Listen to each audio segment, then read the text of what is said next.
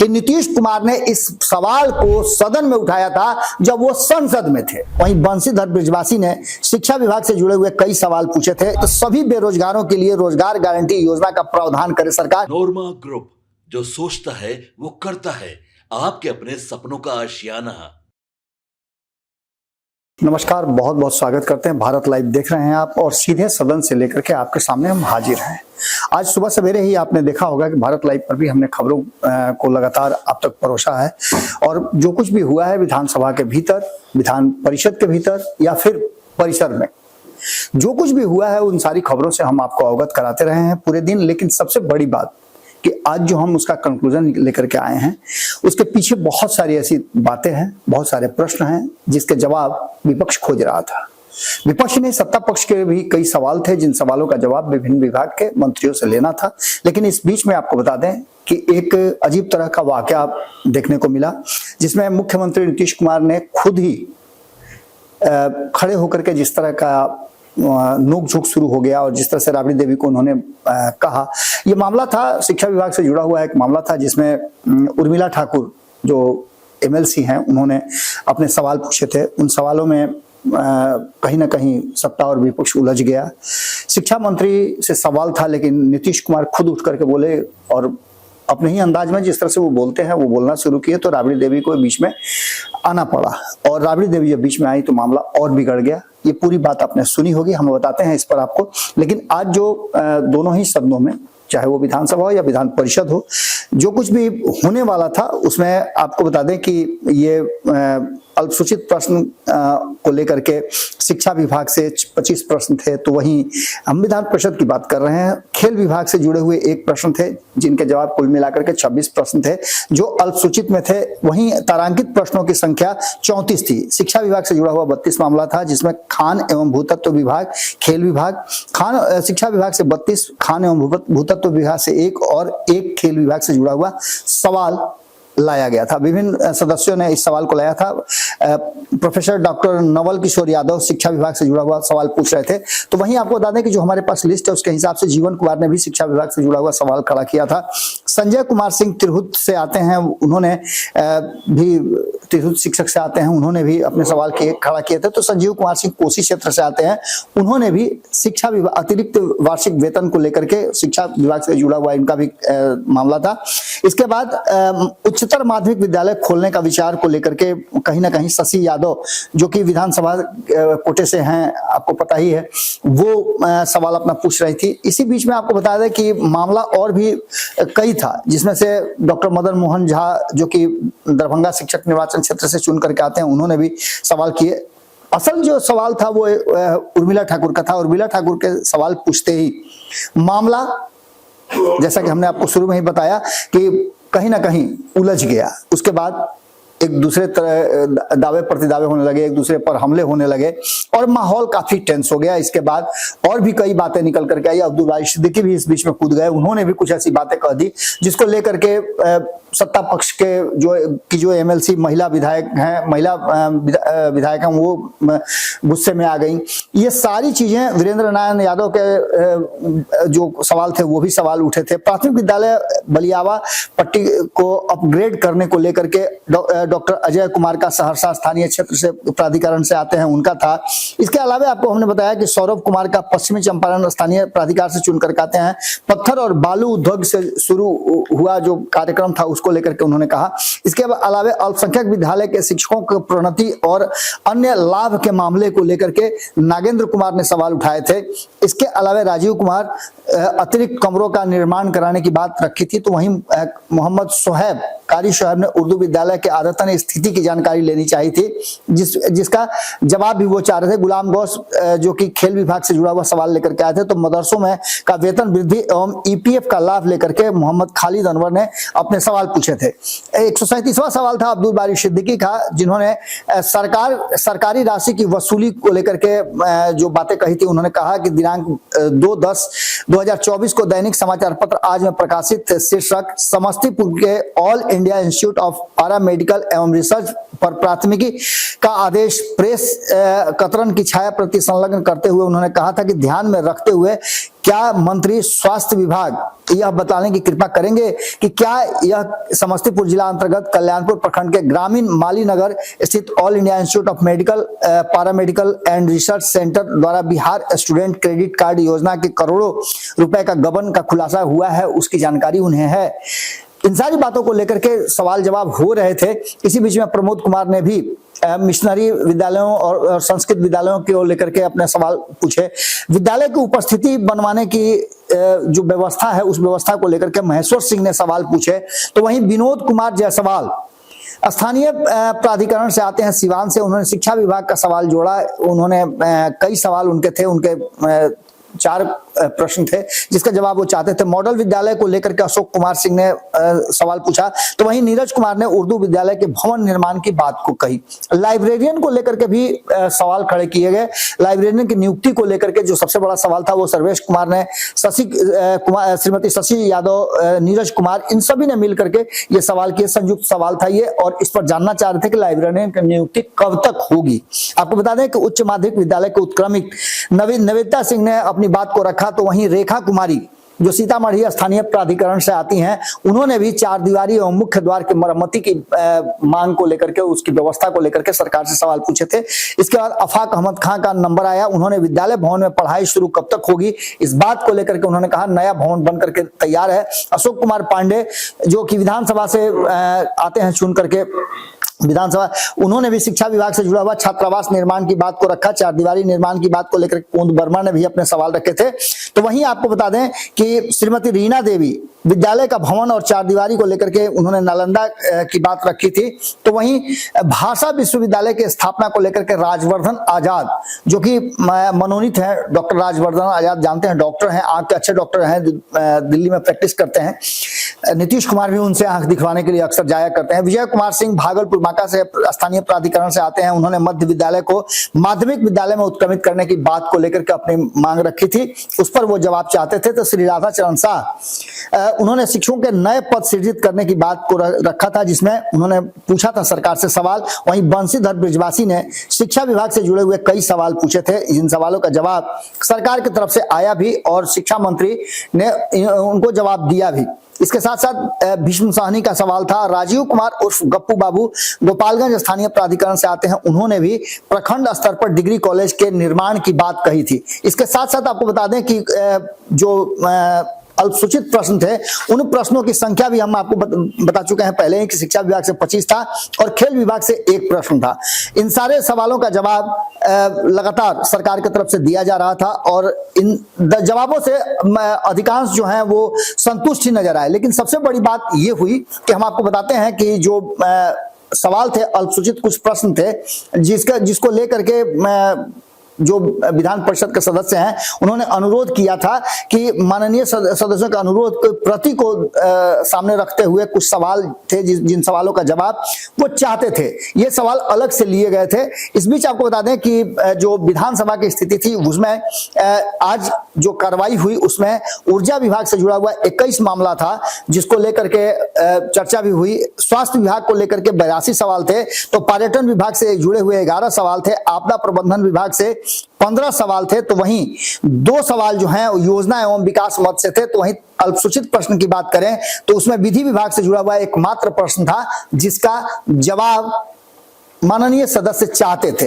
इन सभी बातों को लेकर के जो सवाल थे उसमें कई चीजों का जिक्र हमने आपको बताया। खास करके सड़क और परिवहन को लेकर के एक लंबी बहस हुई और जिसमें जो मंत्री हैं नितिन नवीन उन्होंने जवाब दिया और उन्होंने जवाब देने के साथ साथ इस पर भी काफी कुछ चर्चा हुई और इस चर्चा के दौरान शेरो शायरी भी खूब हुई है। अंतिम जो सत्र का समय चल रहा था उस समय में ये सब कुछ हुआ। पहले अपनी बातों को रखते हुए नितिन नवीन ने एक शेर पढ़ा। हालांकि वो अपना वक्तव्य जो है वक्त जो उनको मिला था उससे पहले ही खत्म करना चाह रहे थे।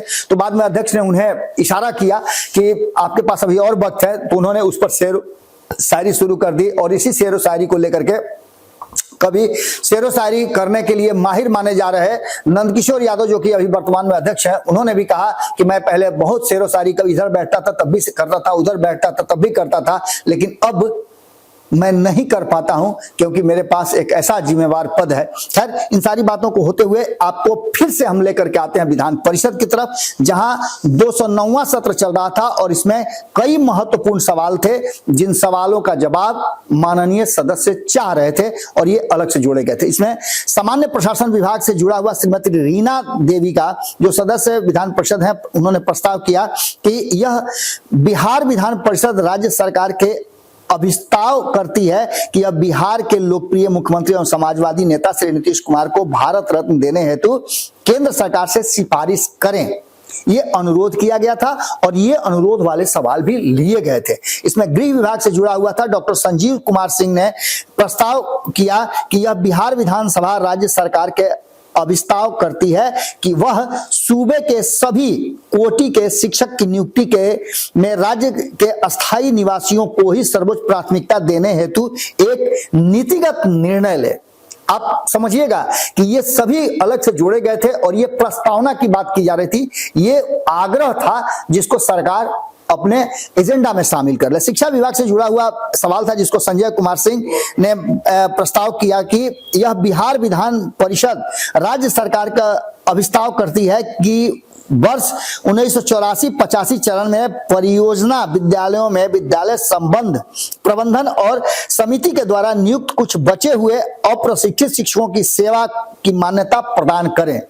इसके साथ साथ शिक्षा विभाग से जुड़ा हुआ मामला था जिसको अफाक अहमद ने कहा और उन्होंने कहा कि पश्चिम चंपारण जिला अंतर्गत प्रखंड मझौलिया में के ग्राम पंचायत बघम्बरपुर में सेवरा घाट को जाने वाली सड़क में 25 वर्षों से क्षतिग्रस्त पुल है जिसके निर्माण का सरकार संज्ञान ले। इसके बाद नवल किशोर यादव का सवाल था। उन्होंने विधान परिषद राज्य सरकार से अभिस्ताव करती है कि वह जनसंख्या के आधार पर छात्र हित में इंटर कॉलेज और माध्यमिक विद्यालय को कोड बहाल करें। शिक्षा विभाग से ही जुड़ा हुआ श्री भगवान सिंह कुशवाहा का सवाल था। तो वहीं सामान्य प्रशासन विभाग से जुड़ा हुआ एक सवाल बंशीधर बृजवासी ने की। आप सुन ही रहे हैं कि बंशीधर बृजवासी खूब ट्रेंड कर रहे हैं। आज भी उनको दो बार काफी कुछ उनकी बातों को सुनने को मिली और जिसको लेकर के सदन के लोग भी काफी उनकी चर्चा कर रहे थे। राज्य में के स्नातक एवं उससे ऊपर योग्यता प्राप्त सभी बेरोजगारों के लिए रोजगार गारंटी योजना का प्रावधान करे सरकार, ये बंशीधर बृजवासी ने मांग किया सरकार से। इसके बाद सामान्य प्रशासन विभाग से ही जुड़ा हुआ मामला था जिसमें नवादा जिला के पकड़ी बराव में अनुमंडल का दर्जा प्रदान करने हेतु अनुमंडल मुख्यालय का अधिष्ठापन करें। इस बात को कहा गया। सामान्य प्रशासन विभाग का भी मामला था। अशोक कुमार अग्रवाल ने इस मामले को रखा। पटना जंक्शन से भाया बेगूसराय होते हुए कटिहार जंक्शन तक जन शताब्दी एक्सप्रेस के परिचालन हेतु भारत सरकार से सिफारिश करने की भी बात की गई थी। एक और मामला बहुत ही गंभीर मामला है जो लंबे समय से चल रहा है। पिछले 6 महीने से उस मामले ने तूल पकड़ रखा और नीतीश कुमार की रातों की नींद हराम कर रखी है। वो मामला भी सामने आया। हमने आपको पहले ही बताया था कि सरकार बहुत ज्यादा सख्ते में है। राजवर्धन आजाद ने प्रस्ताव किया कि केंद्रीय कर्मियों की भांति राज्य कर्मियों को भी स्वास्थ्य बीमा योजना की सुविधा प्रदान की जाए। गुलाम गौस का एक सवाल था। उन्होंने कहा था कि राज्य के सभी सरकारी विद्यालयों प्राथमिक माध्यमिक उच्च माध्यमिक विद्यालय में एक उर्दू शिक्षक की नियुक्ति को अनिवार्य बनाने हेतु शिक्षा विभाग के मानक मंडल में संशोधन किया जाए। इसके साथ साथ शिक्षा विभाग से जुड़ा हुआ डॉक्टर उर्मिला ठाकुर ने अपने सवाल पूछे थे। ये दूसरे हाफ की मैं बात बता रहा हूं, जब सदन समाप्त होने जा रहा था उस समय की मैं बात बता रहा हूं कि इंजीनियरिंग विश्वविद्यालय पटना का नामकरण जो है महान समाजवादी नेता भारत रत्न बिहार के पूर्व मुख्यमंत्री कर्पूरी ठाकुर के नाम पर करने की बात की थी। लेकिन सबसे ज्यादा जो 14 नंबर सवाल था उस सवाल पर हम आते हैं। लेकिन उससे पहले चूंकि 14 नंबर सवाल बहुत ही इंपॉर्टेंट सवाल था जिसकी चर्चा मैंने आज सुबह आपसे किया था और उस पर काफी कुछ चर्चा सदन के भीतर सदन के बाहर भी हुई और यहां तक कि इस सवाल को सदन में नहीं रखे जाने पर भी चर्चा होने लगी थी क्योंकि सुबह ही हमने इस मामले को शुरू कर दिया था। आपको बता दें कि प्रमोद कुमार ने सामान्य प्रशासन विभाग से जुड़ा जुड़ा हुआ मामला पूछा था, जिसमें उन्होंने पटना में दानापुर रेलवे स्टेशन का नाम भारत के महान ज्योतिषी, गणितज्ञ एवं खगोल शास्त्री आर्यभट्ट के नाम पर करने की बात कही, भारत सरकार से सिफारिश करने की मांग की। वहीं आपको बताएं कि जीवन कुमार ने भी सक्षमता परीक्षा उत्तीर्ण स्थानीय निकाय शिक्षकों, पुस्तकालय अध्यक्षों के विशिष्ट शिक्षक बनने के उपरांत सेवा निरंतरता सहित प्रोन्नति एवं अन्य वित्तीय लाभ देने की बात की। शिक्षा विभाग से एक और सवाल जुड़ा हुआ था, जिसको महेश्वर सिंह ने खड़ा किया। पूर्वी चंपारण के केसरिया में एक डिग्री कॉलेज की स्थापना की, तो वहीं शिक्षा विभाग से ही जुड़ा हुआ मामला था, जिसको कुमार सौरभ ने रखा। ग्रामीण कार्य विभाग यह में असीमित कम दर पर निविदा डालने की व्यवस्था बंद कर प्रकलित राशि से अधिक 10% कम दर पर उल्लेख करने का प्रावधान करें, यह भी बात उन्होंने मांग की। वहीं ग्रामीण कार्य विभाग से जुड़ा हुआ मामला था, जिसको लेकर के बिहार में कोसी कमिश्नरी क्षेत्रांतर्गत एक वेटनरी कॉलेज की स्थापना की बात की गई। पशु एवं मत्स्य विभाग से जुड़ा हुआ मामला राधा चरण सेठ ने बढ़ा प्रखंड के महुली घाट के सामने गंगा नदी में पीपा पुल के स्थान पर अस्थायी आरसीसी पुल निर्माण करने की सिफारिश की। तो वहीं आपको बता दें कि पथ निर्माण विभाग से भी जुड़ा हुआ मामला था, जिसमें रोहतास जिला के अंतर्गत दिनारा प्रखंड में ऐतिहासिक धरोहर मां यक्षिणी भवानी मंदिर में के प्रांगण में सामुदायिक भवन निर्माण करने की बात कही गई। वहीं मदन मोहन झा ने पर्यटन और विधि विभाग से जुड़ा हुआ मामला सामने रखा। तो वहीं आपको बता दें कि शिक्षा विभाग से जुड़ा हुआ मामला भीम सहनी ने भी रखा, जिसमें उन्होंने पश्चिम चंपारण जिला अंतर्गत बगहा पुलिस जिला को राजस्व जिला घोषित करने की बात की। अब्दुल बारी सिद्दीकी ने भी मंत्रिमंडल सचिवालय विभाग से जुड़ा हुआ मामला रखा। गृह विभाग से जुड़ा हुआ मामला कुमार नागेंद्र ने रखा, जिसमें उन्होंने राज्य के जहानाबाद जिला के एक मेडिकल कॉलेज की स्थापना की बात की। तो वहीं स्वास्थ्य विभाग से जुड़ा हुआ मामला नीरज कुमार ने रखा। उन्होंने कहा कि आर्थिक रूप से पिछड़े सामाजिक समूह ईडब्ल्यूएस को 10% आरक्षित वर्ग के को भी पिछड़ा वर्ग, अनुसूचित जाति, जनजाति तथा अल्पसंख्यक की भांति सरकारी छात्रवृत्ति योजना का लाभ देने हेतु भारत सरकार से सिफारिश की जाए, ये बड़ी मांग थी। उसे वहीं आपको बता दें समाज कल्याण विभाग से जुड़ा हुआ मामला सर्वेश कुमार ने उठाया, जिसमें उन्होंने बेगूसराय जिला के अंतर्गत विश्वविद्यालय की स्थापना की। शिक्षा विभाग से जुड़ा हुआ एक मामला था, जिसको लेकर के भी वीरेंद्र नारायण सिंह ने अपने सवाल खड़े किए। उसमें राज्य में प्राथमिकता से विश्वविद्यालय स्तर तक के शिक्षकों के वेतनादि मद में बकाया राशि के भुगतान हेतु एक स्पष्ट एवं पारदर्शी नीति की घोषणा करने की बात की गई थी, जिसका जवाब भी शिक्षा विभाग की तरफ से आया। लेकिन जिस प्रश्न को लेकर के हम रुक गए थे और जिस प्रश्न की चर्चा हम आज दिन में कर रहे थे, वो प्रश्न अभी सबसे ज्यादा चर्चा का विषय बना हुआ है। ललन सराफ ने प्रस्ताव करने की आज इजाजत मांगी थी, जिसमें उन्होंने कहा था कि यह बिहार विधान परिषद राज्य सरकार से अभिस्ताव करती है कि वह, ध्यान दीजिएगा, पान समाज के उपाधिधारी तांती तत्वा, जिसे पूर्व में राज्य सरकार द्वारा अनुसूचित जाति की सुविधा प्रदान की गई थी, गौर कीजिएगा, अनुसूचित जाति की सुविधा प्रदान की गई थी, परंतु उच्चतम न्यायालय द्वारा इसे संसद के सदन से पारित करने का निर्देश दिया गया है। जब इसको निरस्त किया गया था तो संसद से पारित करके इसको कानून बना करके और इन लोगों को अनुसूचित जाति में शामिल करने की बात न्यायालय ने कही थी। अब इस बात को लेकर के अनुसूचित जाति के रूप में अधिसूचित करने के निमित्त संसद में पारित कराने हेतु केंद्र सरकार से अनुशंसा करे, ये नीतीश कुमार से कहा गया था। आपको हमने सुबह ही बताया था कि नीतीश कुमार ने इस सवाल को सदन में उठाया था जब वो संसद में थे। उन्होंने इस बात को कहा था कि ये समाज चाहता है कि उन्हें एससी में, शेड्यूल कास्ट में लेकर के आया जाए और इस समाज की जो अद्यतन स्थिति है उस स्थिति में शेड्यूल कास्ट में ला करके आरक्षण का लाभ देकर के इस समाज को ग्रो कराया जाए। और नीतीश कुमार ने यह काम जब वो बिहार में आए, मुख्यमंत्री बने, तो उन्होंने किया था। अब न्यायालय द्वारा इसे निरस्त करते हुए फिर से कहा गया है कि इसका कानून पास करके केंद्र की सरकार और इन्हें शामिल करने का अध्यादेश जारी करे। इस बात को लेकर के अब बिहार सरकार डिमांड कर रही है। आपको याद होगा कि इस बात को लेकर के पिछले 1 साल से हम लगातार कह रहे हैं कि ये इतना बड़ा मुद्दा हो गया है कि सरकार चुनावी साल में इस मुद्दे को अगर थोड़ा सा भी मिस कर जाती है या फिर इस पर ध्यान नहीं देती है तो 40 से 50 लाख वोटों का नुकसान सरकार को हो सकता है। और यही कारण है कि इस सवाल को नीतीश कुमार के कैबिनेट से जुड़े हुए व्यक्ति, मैं उनके सरकारी कैबिनेट की बात नहीं कर रहा हूं, उनके व्यक्तिगत उनके पार्टी के कैबिनेट से जुड़े हुए व्यक्ति के द्वारा इस सवाल को उठाया गया है। और इस सवाल में ललन कुमार सराफ ने उठाने का जो आग्रह किया था, आज उस सवाल पर नहीं पूछा गया, कारण कि कहा यह जा रहा था कि ललन कुमार सराफ उपस्थित नहीं थे। लेकिन यह सवाल अपने जगह पर यथास्थिति कायम है और निश्चित रूप से राज्य की सरकार केंद्र की सरकार से आग्रह जरूर करेगी, इसको लेकर के चिट्ठी जारी करेगी। सदन में ये रख दिया गया सदन के पटल पर, अब इसका आगे केंद्र की सरकार को फैसला करना है कि वो क्या करती है। केंद्र की सरकार भी जब 17 तारीख के बाद सदन शुरू होगी लोकसभा और राज्यसभा की, तो उस समय इस मामले को लेकर के देखना होगा कि क्या कुछ निकल के आता है। इस बीच आईपी गुप्ता से हमारी बातचीत हुई, उन्होंने खुशी जाहिर की कि अगर सरकार ऐसा सोच रही है तो मेरे लिए तो और अति सुंदर बात है। हम तो अपना हक लेकर के ही रहेंगे, चाहे सरकार दे या न दे। वो लंबे लड़ाई लड़ रहे हैं, आंदोलन के रास्ते से गुजर रहे हैं और ये बात हर किसी को पता है, क्योंकि उन्होंने दूर दराज से पटना तक को कहीं ना कहीं घंटी बजा करके संकेत दे दिया है कि आने वाले चुनाव में किस तरह का व्यवहार उनके समाज के लोग करने वाले हैं। खैर, आज की कार्रवाई समाप्त हुई और कल क्या कुछ होगा हम फिर लेकर के सीधे सदन से आएंगे।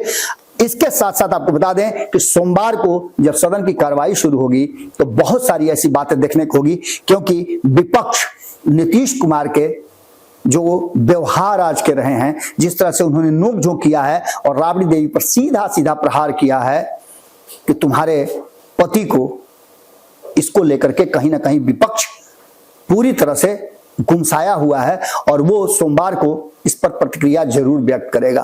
क्या कुछ होगा हम तो रहेंगे इस सदन में, हम आपको हर वो अपडेट दिखाते रहेंगे। बहुत बहुत धन्यवाद, नमस्कार। आपके सपनों को हमने सजाया है, ई होम्स पैनोरामा को हमने बनाया है। ई होम्स मेरा एक सपना था जिसपे मैं पिछले 4 साल से काम कर रहा था।